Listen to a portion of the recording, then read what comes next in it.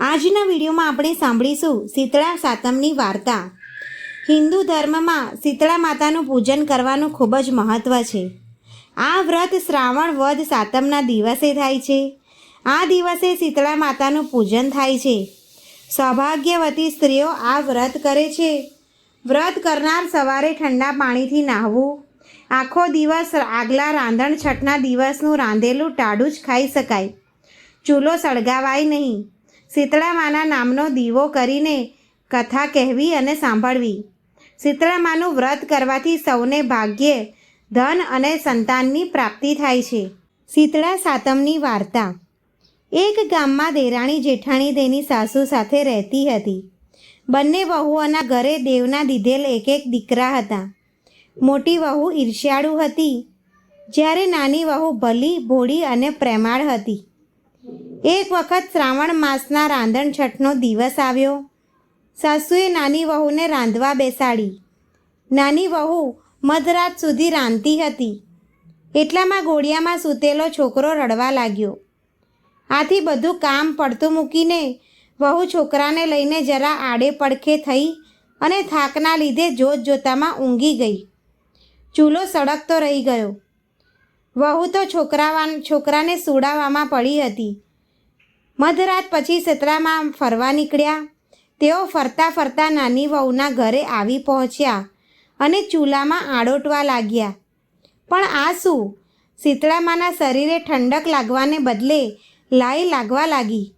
તેઓ આખા શરીરે દાઝી ગયા। આથી તેને નાની વહુને શ્રાપ આપ્યો કે જેવું મારું શરીર બળ્યું એવું તારું પેટ બળજો। સવારે ઉઠીને વહુએ જોયું તો ચૂલો સળગતો હતો અને પડખામાં સૂતેલો છોકરો મૃત દશામાં હતો। તેનું આખું શરીર દાઝી ગયું હતું। નાની વહુ રડવા લાગી। તેને ખ્યાલ આવી ગયો કે જરૂર આ શીતળા માતાના પ્રતાપે થયું છે। શીતળા માતાએ મને શ્રાપ આપ્યો છે। તે રડતી રડતી સાસુ પાસે ગઈ અને બધી વાત કરી। સાસુ માએ સાંત્વના આપતા કહ્યું કે શીતળામા પાસે જઈ પ્રાર્થના કર, બધું સારું થઈ જશે। બાળકને ટોપલામાં નાખી નાની વહુ નીકળી પડી। રસ્તામાં બે તલાવડી તેણે જોઈ। બંને તલાવડી પાણીથી છલોછલ ભરેલી હતી, પણ કોઈ તેનું પાણી પીતું ન હતું। જે પણ પીએ તે મૃત્યુ પામતું હતું। નાની વહુને જોઈ તલાવડીઓ બોલી કે બહેન, તું ક્યાં જાય છે? નાની વહુએ કહ્યું કે હું શીતળામા પાસે શ્રાપના નિવારણ માટે જાઉં છું। તલાવડીઓએ કહ્યું કે બહેન, અમે એવા તે કયા પાપ કર્યા હશે તે કોઈ અમારું પાણી પીતું જ નથી। જે પીવે છે તે મરી જાય છે। અમારા શ્રાપનું નિવારણ પૂછતી આવજે ને। નાની વહુ ત્યાંથી આગળ વધી। રસ્તામાં તેને બે આંખલા મળ્યા। તેમની ડોકમાં ઘંટીના પડ લટકતા હતા અને બંને લડતા હતા। નાની વહુને જોઈને બંને આંખલાએ પૂછ્યું કે બહેન, તું ક્યાં જાય છે? વહુએ કહ્યું કે હું મારા શ્રાપનું નિવારણ કરવા જાઉં છું। આંખલાઓએ કહ્યું કે અમે એવા શું પાપ કર્યા હશે કે અમે સદાયને માટે લડતા જ રહીએ છીએ? તું અમારા શ્રાપનું નિવારણ પૂછતી આવજે ને। નાની વહુ આગળ વધી। થોડે દૂર તેને જોયું તો બોરડીના ઝાડ નીચે એક ડોશીમાં પોતાના વાળને ખંજવાળતા હતા। વહુને જોઈને ડોશીમાં બોલ્યા કે બહેન, મારા માથામાં બહુ ખંજવાળ ઉપડી છે, જરા જોઈ આપને। વહુ દયાળુ હતી। તેને ઉતાવળ હતી, છતાં પોતાના છોકરાને ડોશીમાના ખોળામાં મૂકી જુઓ વીણવા બેસી ગઈ। થોડી વારમાં ડોશીમાની ખંજવાળ મટી ગઈ। તેમને દેરાણીને આશીર્વાદ આપતા કહ્યું કે જેવું મારું માઠું ઠર્યું એવું તારું પેટ ઠરજો। આટલું બોલતા જ ચમત્કાર થયો। ડોશીમાના ખોળામાં રહેલ છોકરો સજીવન થઈ ઉઠ્યો। વહુ આશ્ચર્ય પામી। તે જાણી ગઈ કે આ ડોશીમાં બીજું કોઈ નહીં પણ શીતળા માતા છે। આથી તે તેમના પગે પડી ગઈ અને તેમના આશીર્વાદ મેળવવા લાગી। તેને ડોશીની ચરણરજ માથે ચડાવી કહ્યું કે હે શીતળા માતા, મારી ભૂલ હું કબૂલ કરું છું।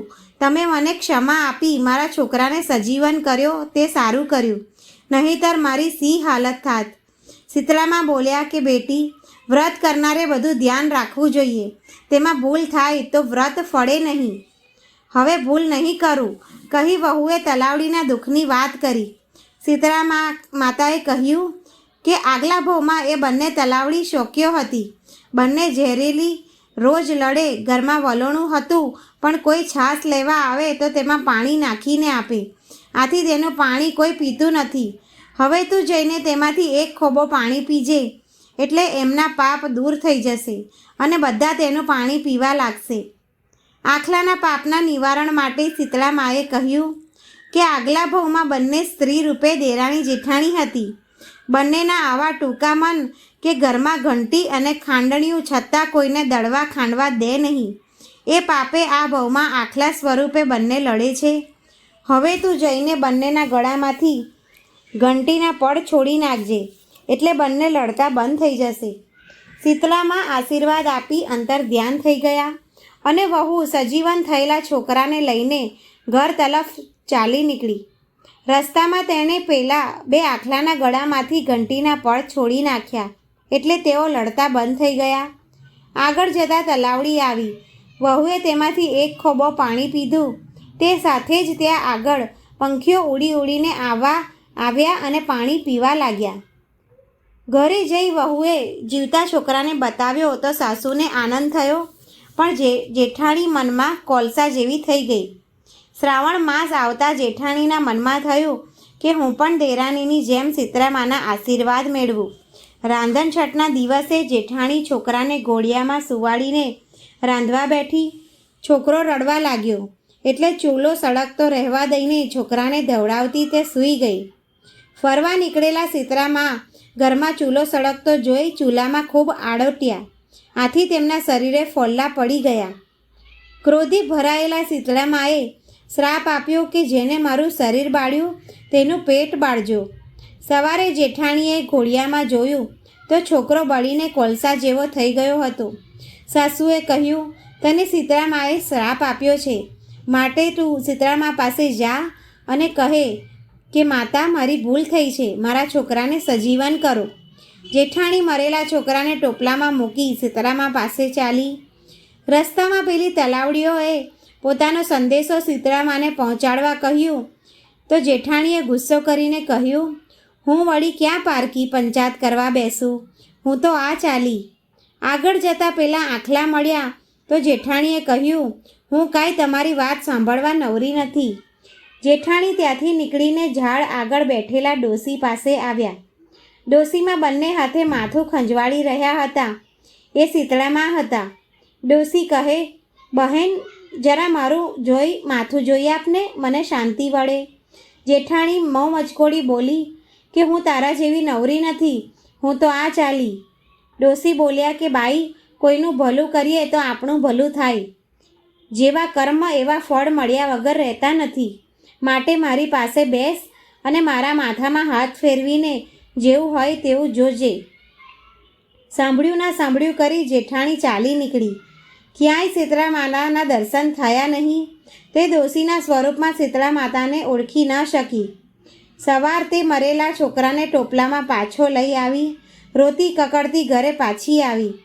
સાસુએ તેની હકીકત સાંભળી શિખામણ આપી કે કોઈનું કામ કરી છૂટવું અને કોઈનો તિરસ્કાર કરવો નહીં.